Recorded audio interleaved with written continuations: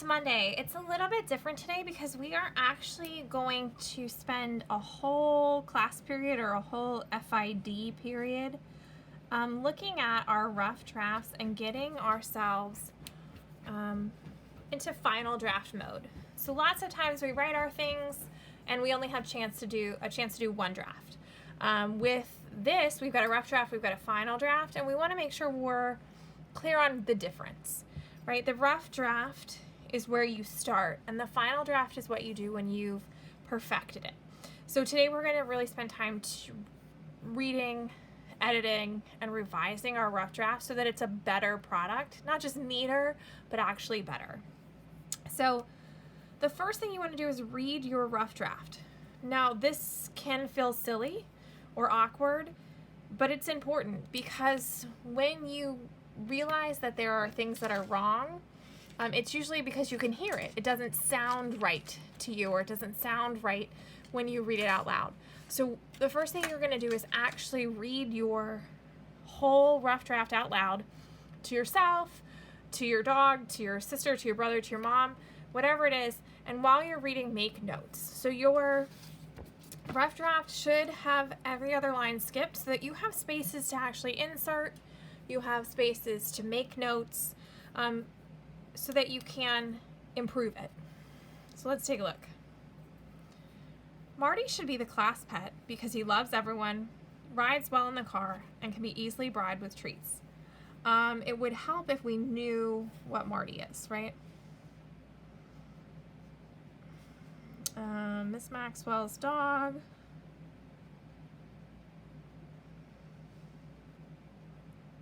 Marty should be the class pet because he loves everyone, rides well in the car, and can be easily bribed with treats.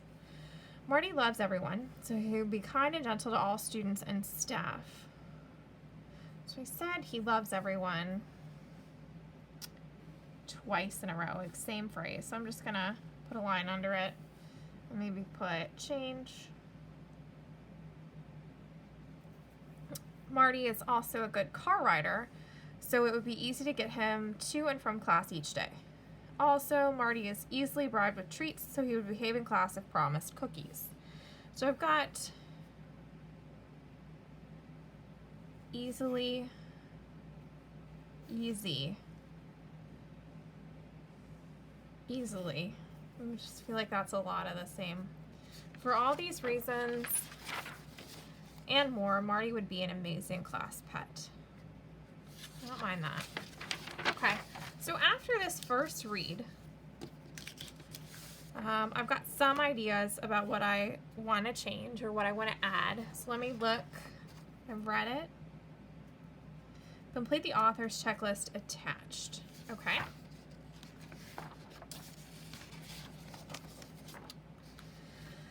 Does the writing have an introduction with an interesting opening sentences that grab the reader's attention and a strong thesis statement? Strong thesis statement, this is the why. And grab the reader's attention. Well, Miss Maxwell's dog Marty should be the class pet because he loves, it really doesn't have like an attention grabber. So if I wanted to add an attention grabber, you could put like a question. I could put a sound. Let me think about that. Because I think, well, here. I'll put one because this is a change made for question number 1.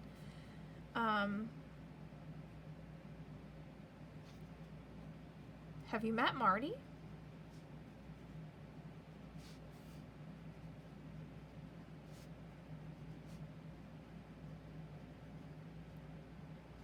Right? Have you met Marty? Miss Maxwell's dog Marty should be the class pet because he loves yeah, okay, I think I like that. You know, it's got a question. It's interesting. Somebody might read past to see what does she mean by that. Is my writing piece focused around the main idea? Did I stick to the topic throughout my writing? So the main idea here is Marty should be the class pet.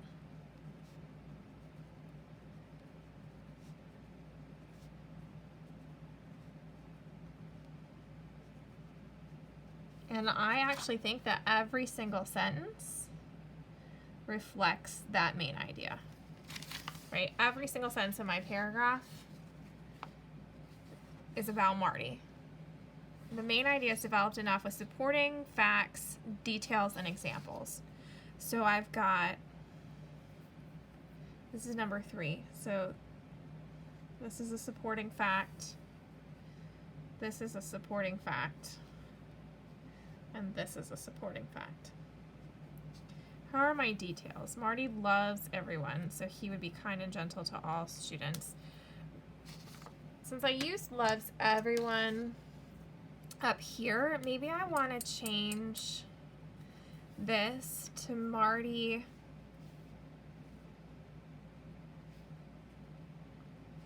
is an extremely friendly dog.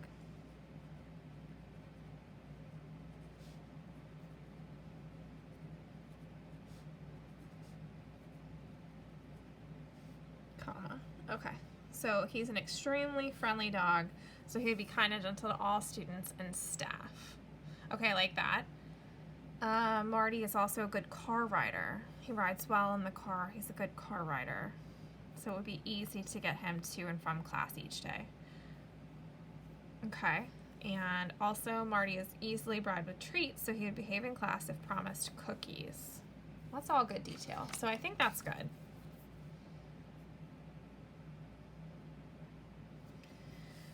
The ideas and details in my essay are arranged in effective and logical order. So it should go intro, details, conclusion. So if you have that, if you follow that formula from before, which I did, then we've got that check. Here is one that I think I'm going to need to improve on. It says I use transitional or linking words between my idea sentences and paragraphs. So just like transitional or linking words are, let me get one that's a darker color here, which are like also, furthermore, in addition, right? These ones that put them together. So let's add some of those, because I think that was missing. I think that's why it feels a little choppy. So have you met Marty? Miss Maxwell's dog Marty should be the class pet because he loves everyone, rides well in the car, and can be easily bribed with treats. Marty is an extremely friendly dog, so he would be kind and gentle to all students and staff. And then we'll do plus Marty is a good car rider. We'll get that also out of there. Plus, Marty's a good car rider, so it'd be easy to get him to and from class each day. Oh, good. That gets rid of that repeated also. Also, Marty is easily bribed with treats, so he'd behave in class if promised cookies. So this is my change for number 5. So that's good.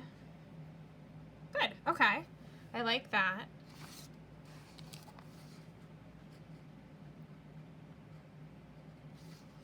My writing has a strong conclusion that summarizes the main topic. So my conclusion is here. For all these reasons and more, Marty would be an amazing class pet. I think that's good. I don't want to repeat my reasoning because I've already said it twice. I think it would get really, really repetitive. So I think that's good. As long as I've summed it up, I have my own statement. My word selection creates vivid images in my reader's mind. Okay, I've got extremely friendly instead of loves everyone. Marty is, instead of good, maybe a relaxed and experienced. There we go. So it would be easy to get him to and from class each day. Also, Marty is easily bribed. I still don't like this easily. So he would behave in class if promised cookies. Okay. Easily bribed. Marty is easily, so he'd be kind and gentle. I like that. Relaxed and experienced. We'll think about this. Interesting and grade appropriate vocabulary. I think so. What are some of my favorite words here? I like bribed, right? Grade appropriate. It says 8.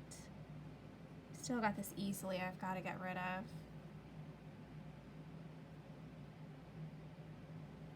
I could definitely up my vocabulary. I'll think about it. Is my language appropriate? Absolutely. And here's the one I gotta work on. Overused words and phrases. So let's get down to business. I've got easily, easy, and easily. So he can be and can be, let's just get rid of this easily. He can be bribed with treats. With what kind of treats? With delicious treats. With, okay. So it would be easy to get him to and from class each day. Also, Marty is easily bribed. Easily bribed. Marty is, let's say, instead of easily bribed, let's say, influenced by the promise of treats. Influenced by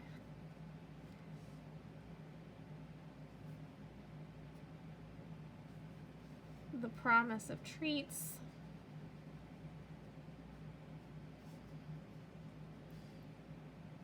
So he would behave in class if offered cookies.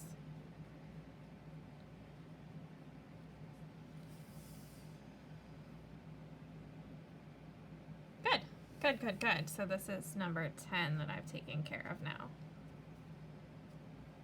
Good. Okay, so now if I reread it, it should sound better than it did before. Have you met Marty? Miss Maxwell's dog, Marty, should be the class pet because he loves everyone, rides well in the car, and can be bribed with delicious treats. Marty is an extremely friendly dog, so he'd be kind and gentle to all students and staff. Plus, Marty is a relaxed and experienced car rider, so it would be easy to get him to and from class each day. Also, Marty is influenced by the promise of treats, so he would behave in class if offered cookies. For all these reasons and more, Marty would be an amazing class pet. Amazing. Okay, so now you want to make sure you've got correct spelling, punctuation, and capitalization. You put a space between your words and indented at the beginning. So this is super important as well because your rough draft shouldn't have grammatical errors. Your rough draft should be the finished product. So once you have all of this done, we've already done these things, but if you couldn't find anything, try to find one sentence that you can make better with descriptive words and vivid verbs and replacing nouns with pronouns if you need to. And then you have a choice. You can either handwrite your final draft, and that should be in your, this one should be best handwriting.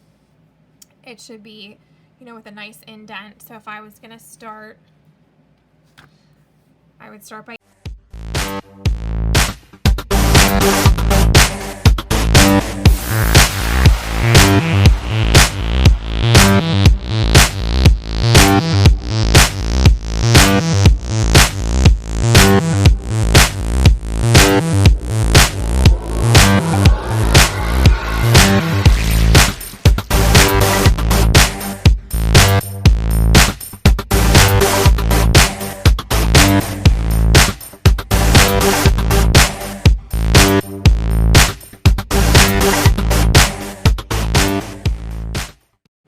that I'm really over neat in my writing. I am making sure to leave spaces between. I've indented, and I'm using the best handwriting that I possibly can writing really, really slowly, making sure to punctuate and add spaces in between my words and my punctuation. This is just one way you can do it. I also have it set up so that you can type your final draft, which might be easier for friends who struggle with spelling because there is a spell check in Google Docs. So let me show you what to do if you want to type your final draft. Type your final draft of your class pet essay. That's no problem at all. In fact, I think that's the best choice, especially since everyone has a device now. So if you go into reading and click on Monday, you're going to see in assignments it says click here if you want to type your final draft. Just click on that and you're going to see this. You have a couple of choices. You can either just type right in here. You can see you'll be able to put in your name, the date,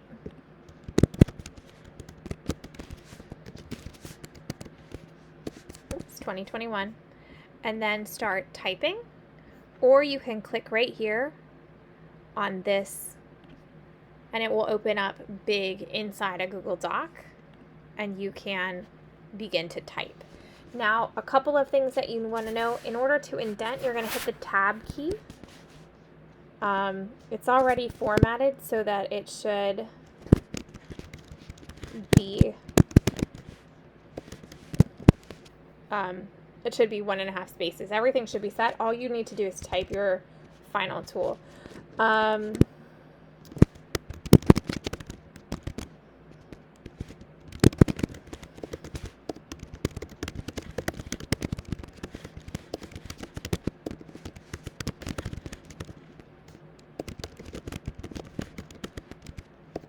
And you can see it's going to make changes for you. If you make mistakes for spelling and things like that.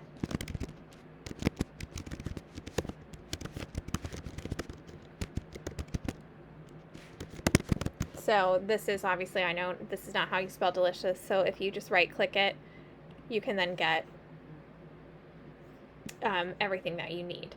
So if you do this, just make sure you do spelling and grammar before you turn it in. Now, where this one says share, you should have a little submit. Actually, it's not going to be here. When you're done typing, you can X out of here, and where this one says share, you'll have a little submit button. So you can click submit and it'll come to me. If you make a mistake and you submit it without anything in it, you can always just resubmit. That's kind of why I like this kind of thing. So, again, that is a couple of places, but mainly, oh, you have this one over here, class pet final draft. You can just jump right to it, or you can go Monday and then go into the assignments and click on this link. You do not have to type it, but you will have to turn your final draft in if you didn't turn it in online. Okay?